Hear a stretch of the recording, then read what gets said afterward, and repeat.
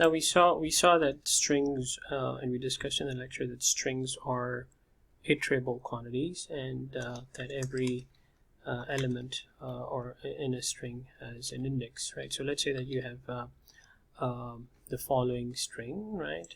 Just fix that. Okay. So now the iterable means that you can basically just use a for loop, right?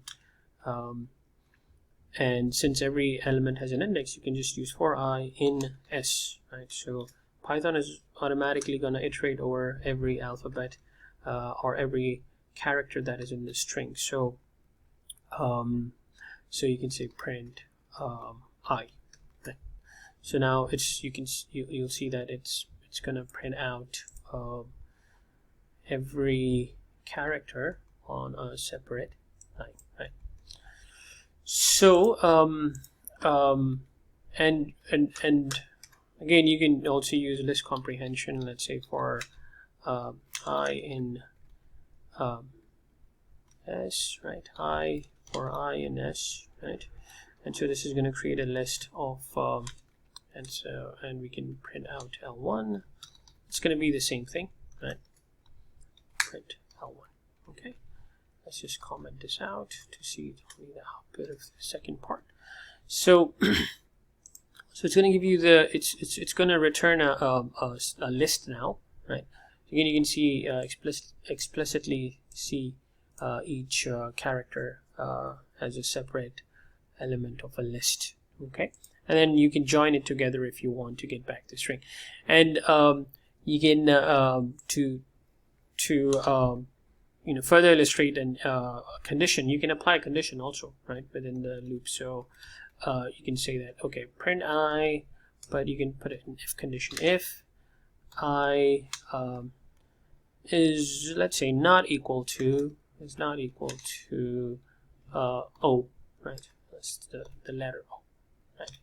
So that's only going to print I if you can also type the if condition like this.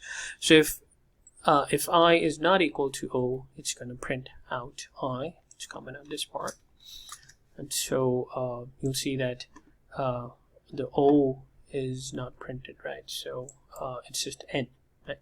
So you can basically manipulate a string using loops and using the if condition, and that is also and that's because it's an iterable quantity. One last thing is about the string. See, there are two ways to iterate over the strings. You can also so comment this out, right? You can also say for I in length of s, right? Length of s. So now you can see that this is going to give you a number, because length of s is whatever the length of the string is, right? So if you run this, you're going to get oops, what happened?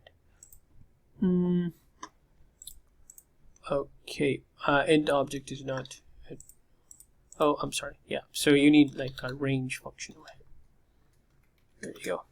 Sorry about that. Okay, so you can see that you get all the indices of the string. So there's 17 indices, and the length of the string is 18, right?